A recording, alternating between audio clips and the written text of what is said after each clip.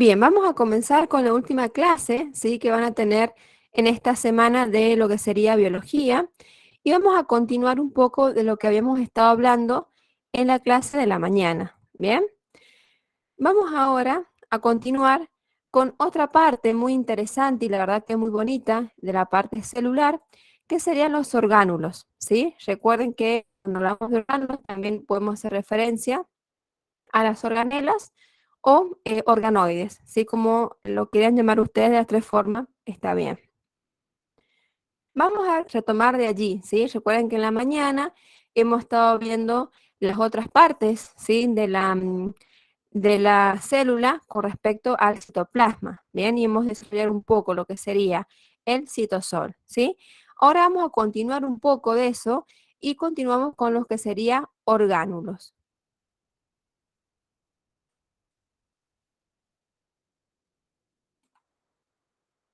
Bien, Magdalena, ¿hay alguna pregunta antes de comenzar la clase?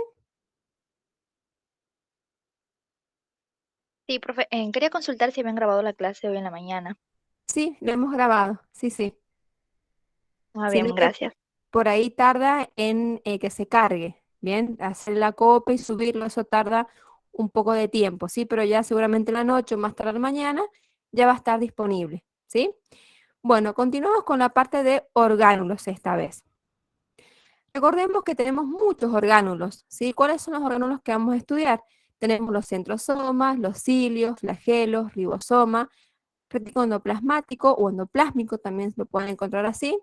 Tenemos el aparato de Golgi, el lisosoma, peroxisoma, proteasoma y los mitocondrias. Como ven, tenemos muchísimos, ¿sí? Orgánulos, pero estos los vamos a clasificar en dos, como habíamos estado hablando, en orgánulos membranosos y los no membranosos, de los cuales lo que hemos visto esta mañana van a ser justamente los no membranosos. Hemos visto cómo se forman los microtúbulos, cómo se forman los filamentos, la función que tiene estos, a ver, ya le escribo, estos proteasomas, si recuerden que era degradar las proteínas, y cómo se constituyen los centriolos. Bien, entonces los filamentos los hemos visto y los microtúbulos. Lo único que nos faltó ver van a ser los ribosomas, que lo vamos a ver ahora en esta clase. Y con respecto a lo que serían los otros grupos, serían los grupos de los membranosos, ya vamos a ver por qué se llaman membranosos.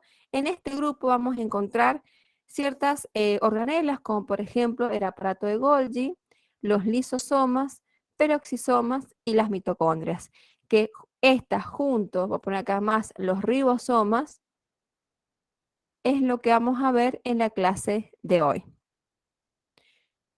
Bien, vamos a tener que muchos orgánulos, ¿sí? Organelas u organoides, están rodeados por una membrana que es similar a la membrana plasmática. Es similar, si eso vamos a ir viendo, que por ahí pueden ir cambiando su estructura.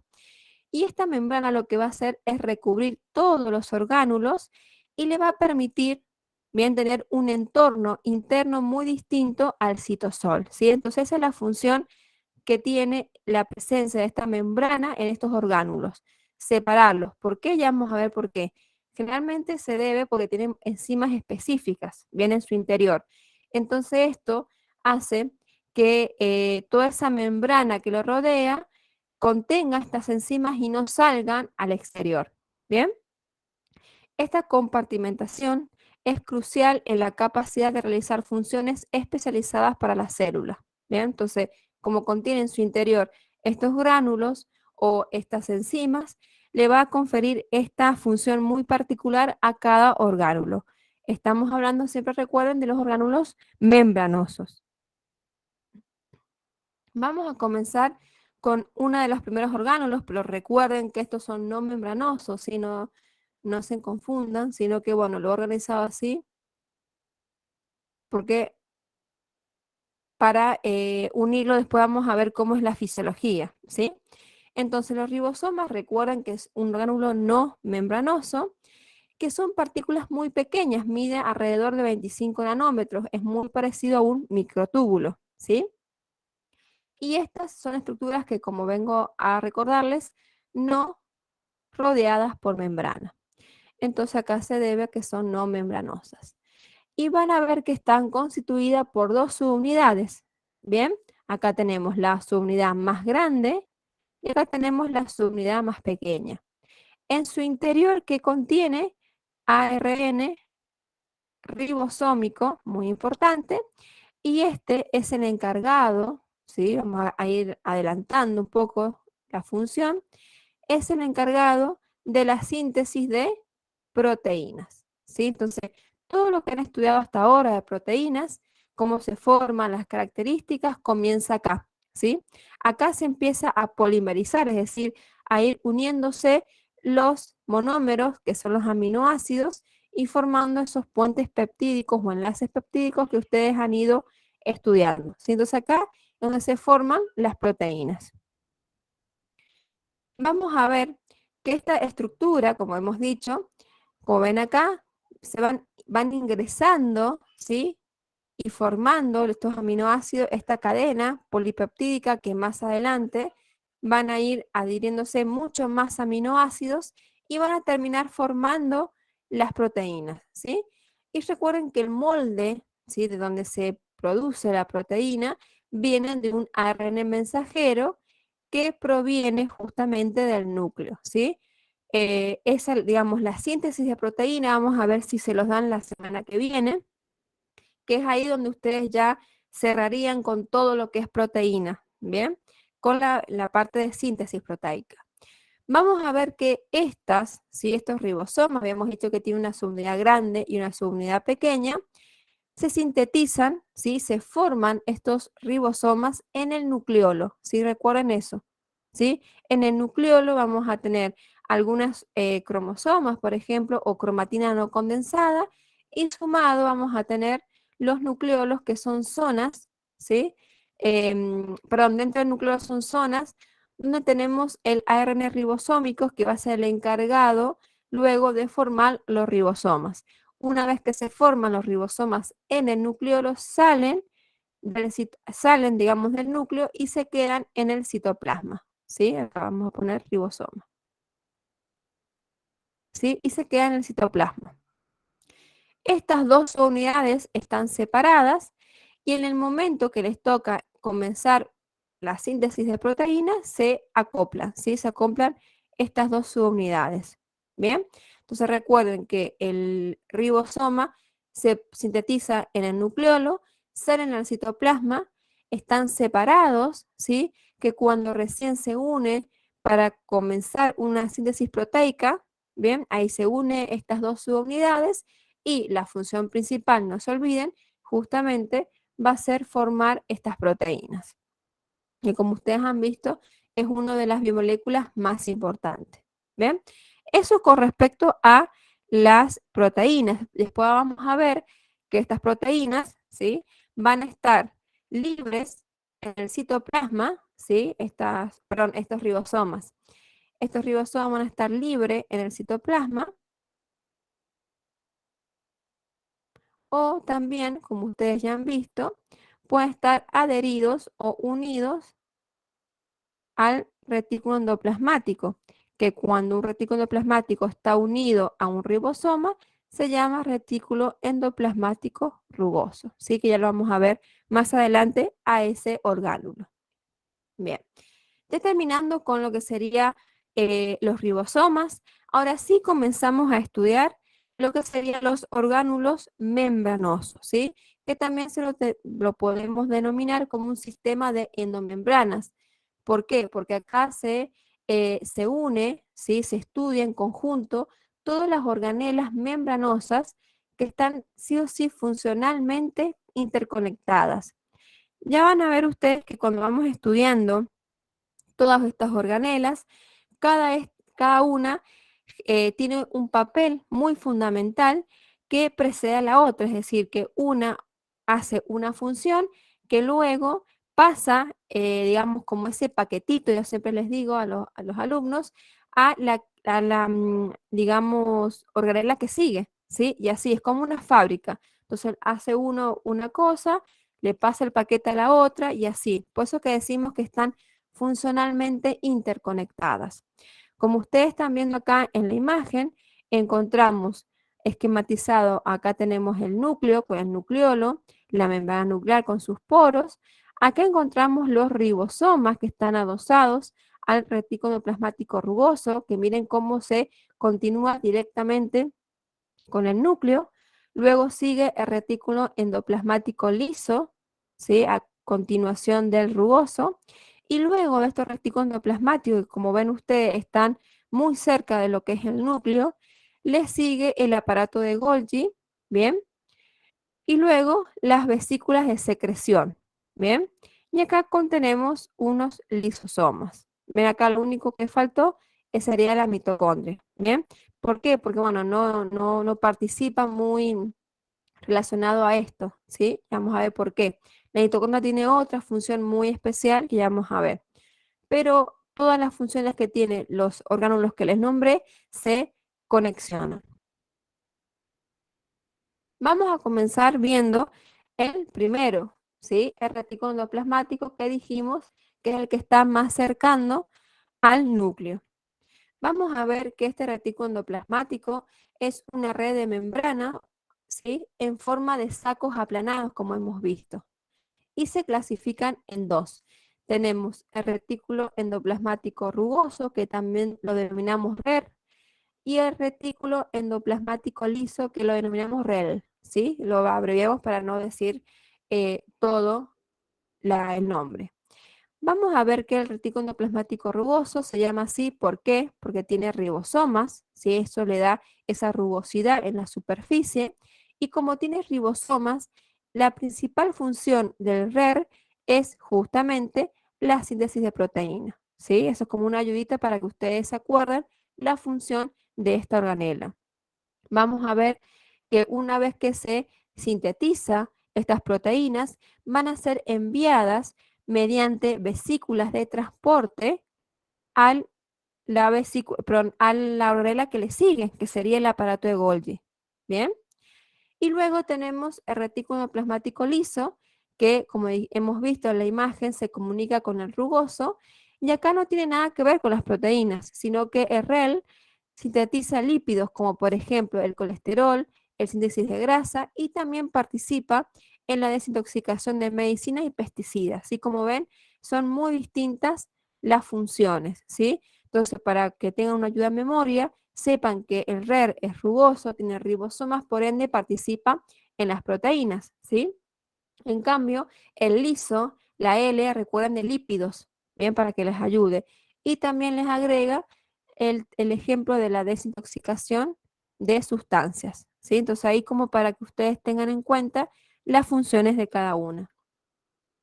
Bien, acá tenemos una imagen, miren cómo se ve estas redes sacos aplanados, ¿sí? Miren cómo tiene esa formita de túbulo, pero como aplastado, ¿bien? Y este justamente no tiene nada de rugosidad. Entonces este sería el retículo endoplasmático liso. En cambio este que ustedes están viendo que tiene estos puntitos en violeta, serían los ribosomas, ¿bien? Entonces este corresponde al retículo endoplasmático rugoso. Este está relacionado con las proteínas y este con los lípidos. Bien, para que se acuerden. Bien, entonces vamos a comenzar ahora, además de todas las funciones que yo les he dicho de formación o de síntesis de proteínas, también no tan solamente participa en su síntesis, sino que también produce la exportación de estas proteínas, ¿bien? También produce una síntesis de proteínas de membrana, ¿bien? Y también proteínas del sistema de endomembranas. Como ustedes están viendo acá y como ven acá en la imagen, miren cómo se ve este ribosoma con sus dos subunidades, ¿sí? Una mayor y una menor. Y esta hebra que ustedes están viendo es cómo se va sintetizando las cadenas de ARN mensajero, ¿sí? ARN mensajero.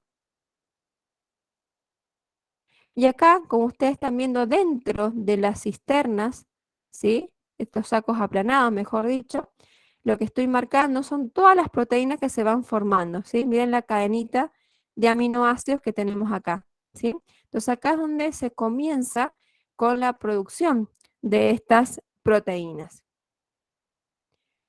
Y vamos a ver que el retículo endoplasmático liso, ya hemos visto las funciones que tiene, que principalmente se produce la síntesis de lípidos, también produce la modificación química de tóxicos como la detoxificación, metabolismo de los lúcidos y también tienen la función de almacenar calcio, ¿sí? No tan solamente de los lípidos, ¿sí? No nos olvidemos de eso. Y luego pasamos al otro, ¿sí? Aparato, que sería el aparato de Golgi, ¿sí? Vamos a ver que este tiene también, sería una estructura como sacos aplanados, ¿sí? Unos sacos membranosos aplastados o aplanados, que están asociados con montones de vesículas, ¿sí? Es como que uno ve estos sacos aplanados, así, ¿sí? Y tiene un montón de vesículas a su alrededor, ¿sí? Ahí nos damos cuenta que es el aparato de Golgi. Y se suele encontrar cerca del núcleo, ¿sí? Recuerden que en el esquema que hemos visto estaba el núcleo primero, el retículo endoplasmático rugoso y el liso, y luego el aparato de Golgi, o sea que está muy cerca del núcleo. ¿Cuál sería su función principal? Y acá quiero que empiecen a prestar atención porque se comunica y se relaciona mucho con lo que hemos visto de retículo endoplasmático. La función que tiene el aparato de Golgi va a ser modificar y empaquetar las proteínas. ¿A qué me refiero con esto? Que ustedes han visto que la primero que se produce es la síntesis proteica en el retículo endoplasmático rugoso, pero necesitamos que esas proteínas maduren y ustedes ya saben que el madurar requieren todo este plegamiento para llegar a su conformación, sumado a que necesitan que se produzcan cambios químicos, ¿sí? Agregar grupos químicos en grupos funcionales, ahí no me sale la palabra, grupos funcionales a estas proteínas para de esa forma que adquieran su función digamos, biológica. Y una vez que tengan su función biológica, es decir, que ya sean modificados, se van a empaquetar. Ustedes imagínense que como que la embalan, ¿sí? En un paquetito, acá voy a dibujar el paquetito, y le colocan una etiqueta para que diga hacia dónde se va a ir esa proteína, ¿sí? Si va a ser una proteína de membrana, si va a ser una proteína citosólica o va a ser una proteína que directamente se va a excretar por medio de exocitosis, ¿sí? Entonces, miren lo importante de la función del aparato de Golgi, ¿sí? Entonces, no termina acá la síntesis proteína, ¿bien? Entonces, eso vamos a ir viendo con mayor detalle, no se preocupen, más adelante, ¿sí? Vamos a ver una imagen donde vamos a ver todo este caminito que hace la proteína. Pero recuerden que el aparato de Golgi es el encargado de modificar y empaquetar estas proteínas. Bien, ya habíamos visto que está formado por estos sacos. Miren cómo son estos sacos. Esta foto es muy bonita. Esto es lo que tienen ustedes en el cuadernillo. Se forman los dictiosomas y estas vesículas, ¿bien?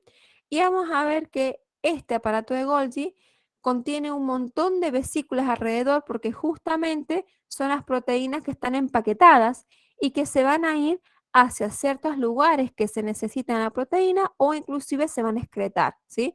Es por eso que tiene tantas vesículas alrededor, ¿bien? Vamos a ver que dentro de las funciones, como yo les dije, va a ser que contienen enzimas que catalizan transformaciones químicas, bien, almacenan sustancias y distribuye y libera moléculas, que ya hemos visto ese empaquetamiento, ¿sí? A eso se refiere con distribución y liberación de moléculas. ¿A través de dónde lo hacen todo esto? Justamente por las vesículas.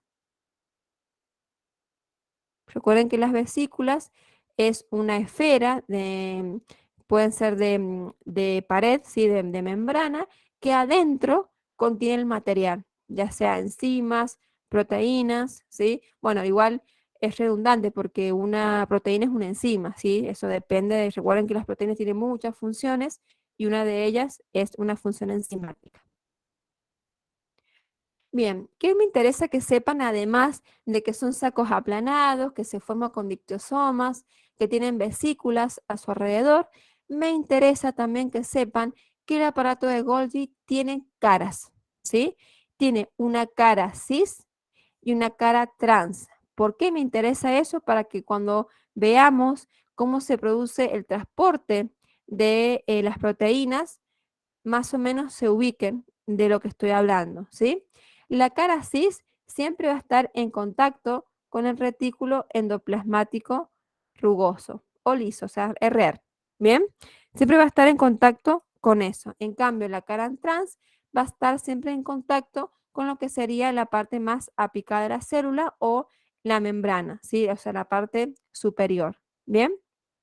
Entonces, eso quiero que lo tengamos en cuenta cuando veamos luego un esquema de cómo es este transporte vesicular.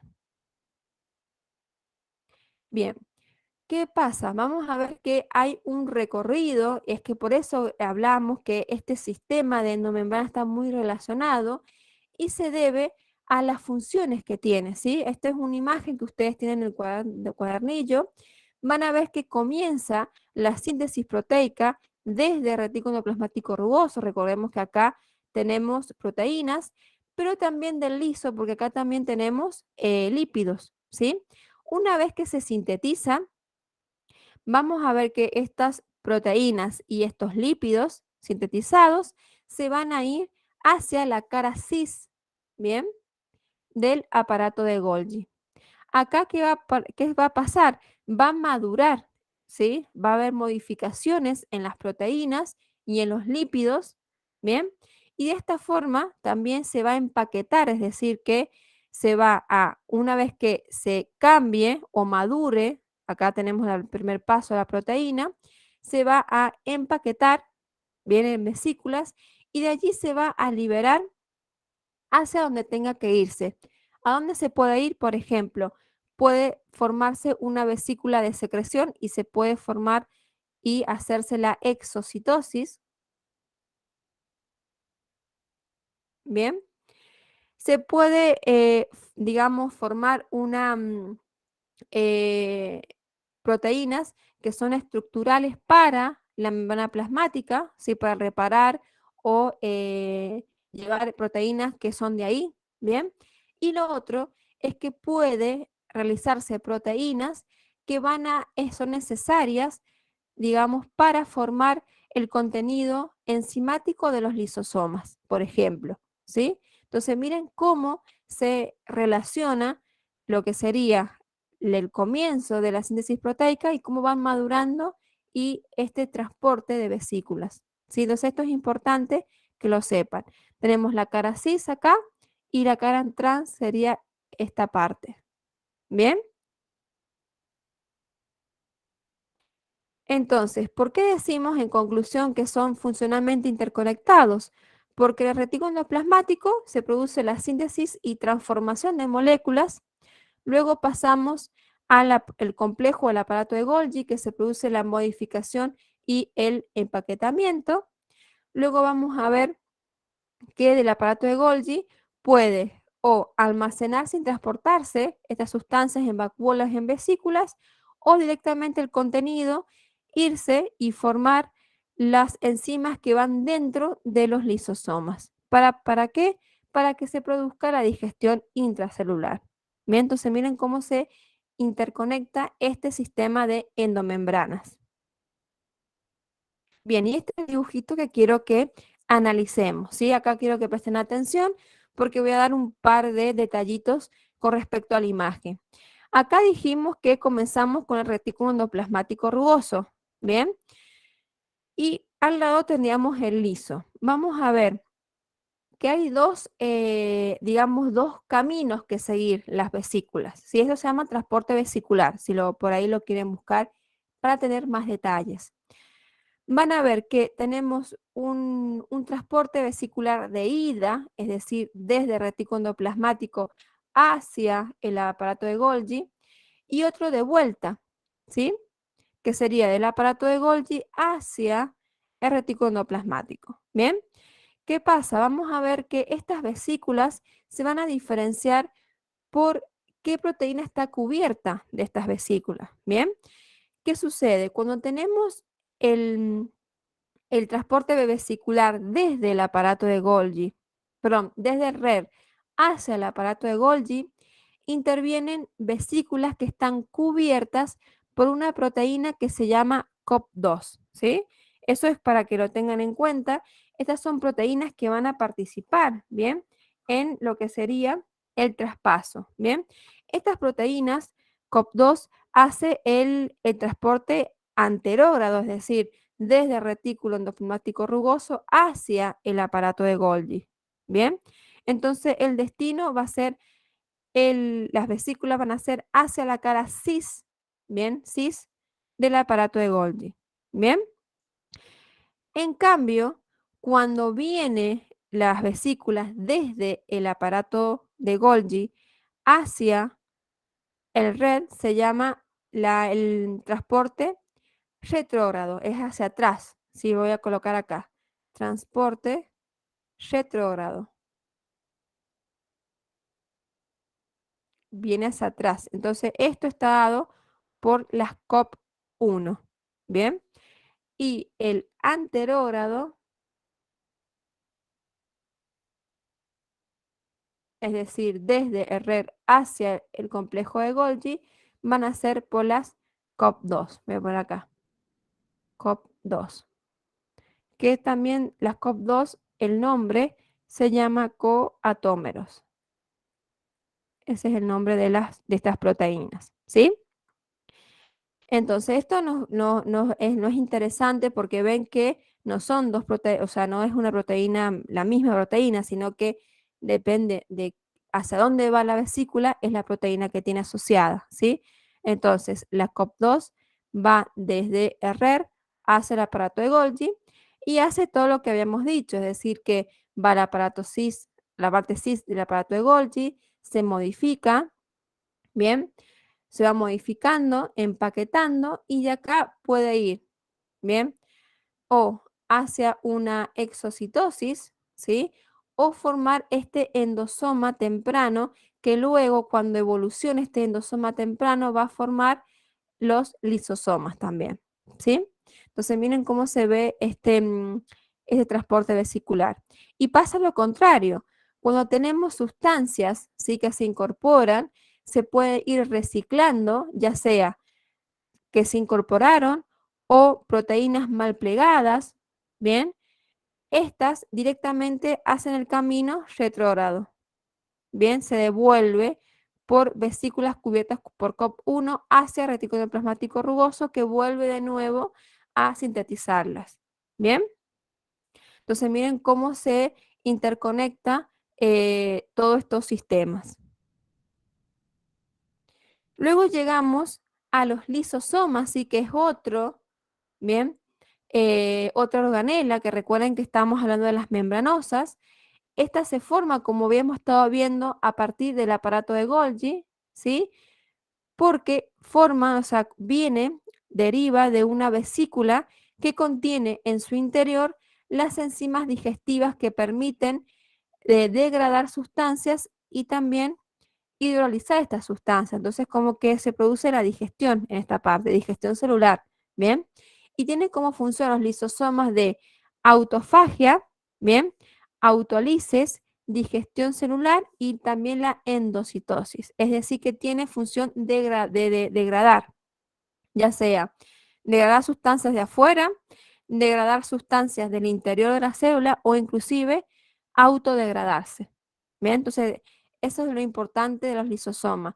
Y es por eso es tan importante y tiene enzimas tan, pero tan fuertes que lo ideal sería que estas enzimas estén contenidas en esta membrana, así que no se escape. Bien, acá tenemos los lisosomas, ven cómo están formados por esta membrana lisosómica, que en su interior tenemos todas estas enzimas hidrolíticas. Y recuerden que se forman a partir del aparato de Golgi. Es allí donde se adquiere esta función. Vamos a ver que hay materiales, ¿sí? Que son incorporados por medio de endocitosis, recuerden eso, ¿bien? Y vamos a ver que en su interior, si cuando ya se incorpora estas material, son degradados por estos lisosomas, que normalmente tienen un pH alrededor de 5, ¿sí?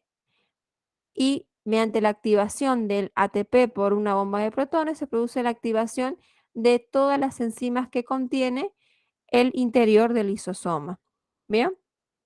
Entonces vamos a ver que como estructura el lisosoma contiene una membrana que protege todas estas enzimas hidrolíticas, que es lo que hemos estado viendo, porque si se rompe este lisosoma, las enzimas producen que vamos a ver que se puede llegar a neutralizar siempre y cuando tengamos este efecto contrario en el citosol, ¿sí? Y la función que tenemos de estas lisosomas va a ser, como dijimos, digestión de proteínas, hidratos de carbono que ha comido esta célula y degradación de macromoléculas. ¿Bien?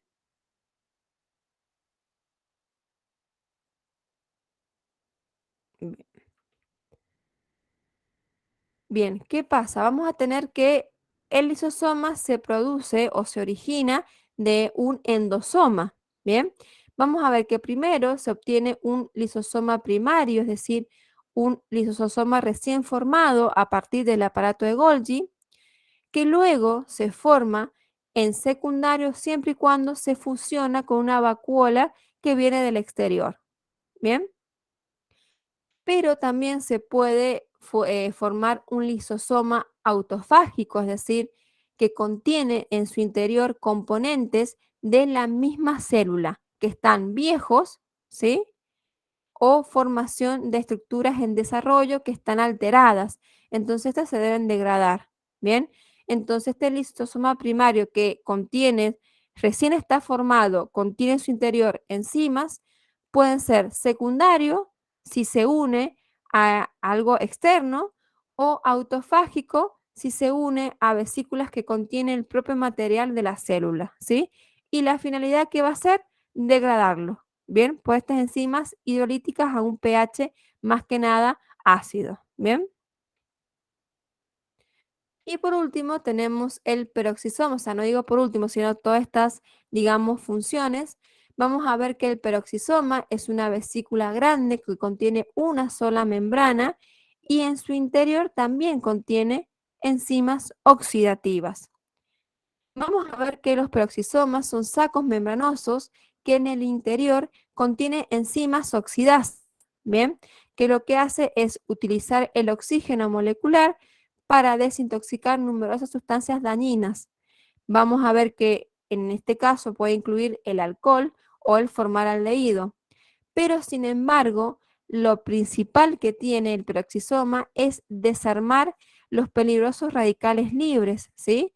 ¿Por qué? Porque estos radicales libres tienen, como están libres, estos moléculas químicas se pueden unir a estructuras de la célula y producir cambios, y estos cambios pueden llegar a causar la muerte celular. Bien, entonces, peroxisoma realmente uno por ahí no lo tiene mucho en cuenta, pero es uno de los que los protege de la muerte celular, ¿sí? Por todas estas sustancias químicas.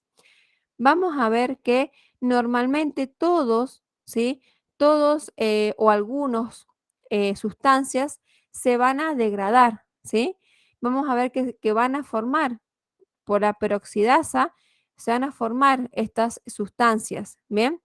Y lo que hace, ¿sí? Lo que hace el peroxisoma es justamente de estos, del peróxido, que es una sustancia muy, pero muy tóxica, a través de la catalasa hace digamos, la reacción inversa, ¿sí? Se forma agua y oxígeno.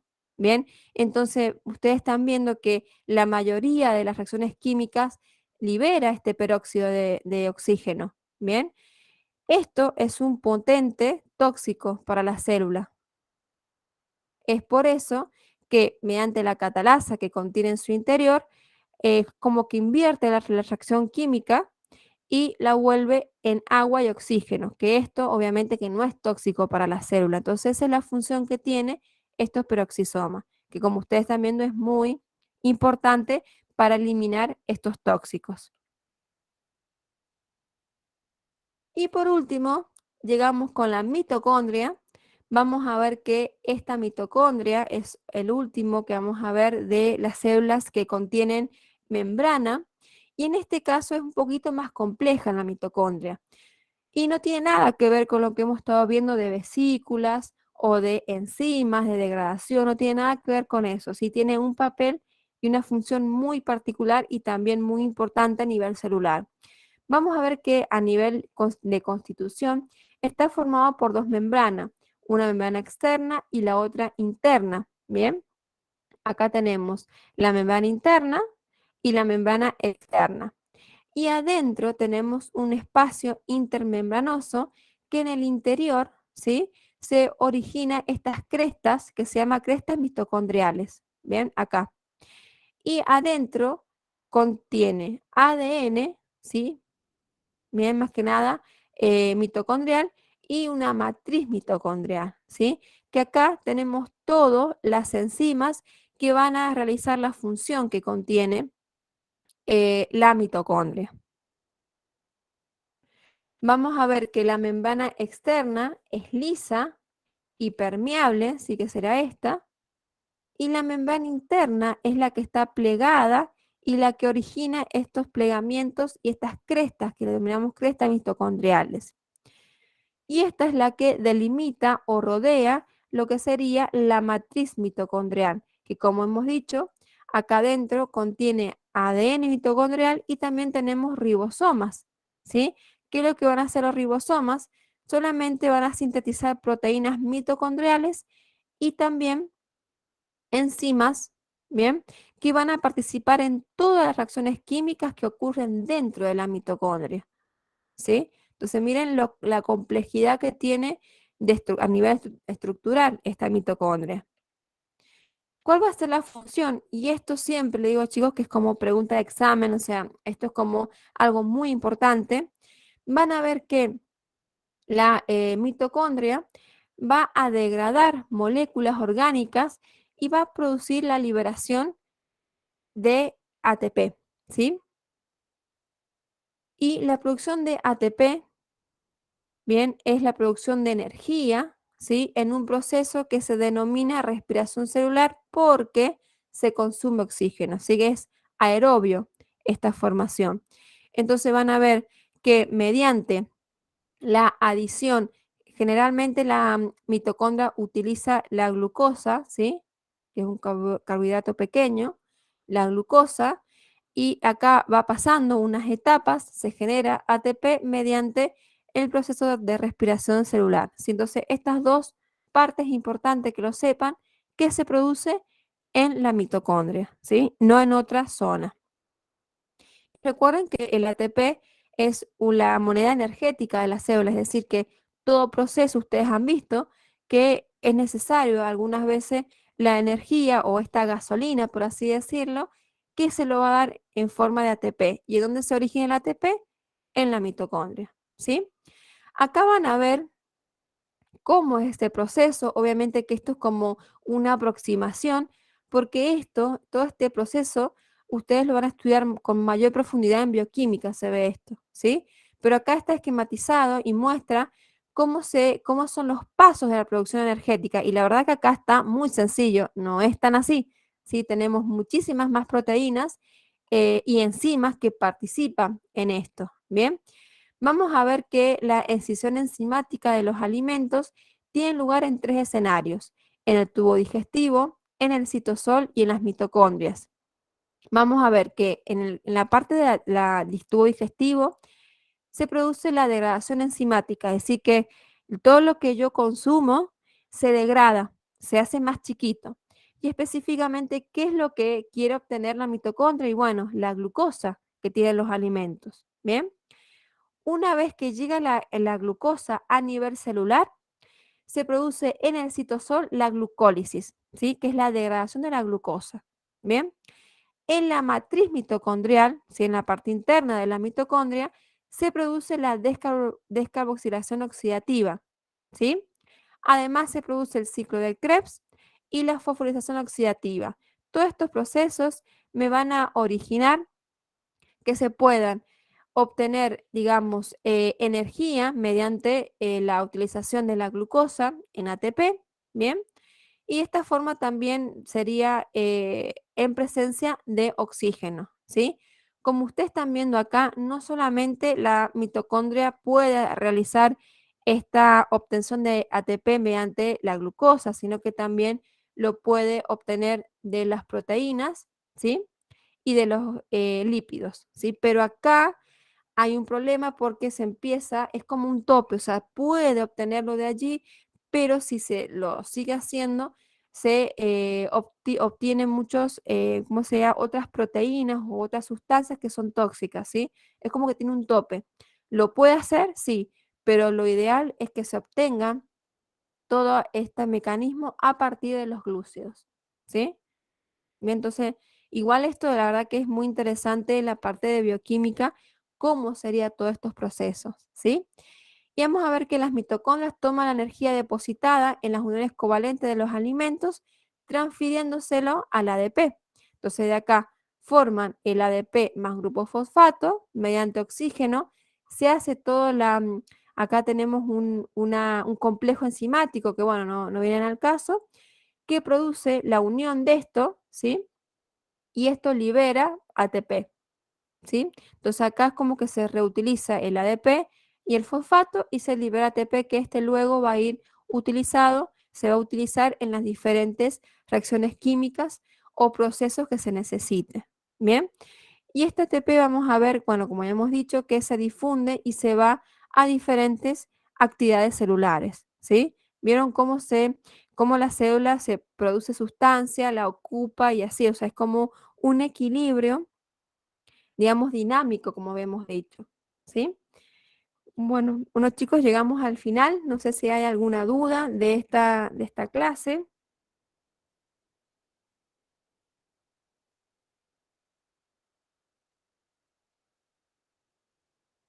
No, profe.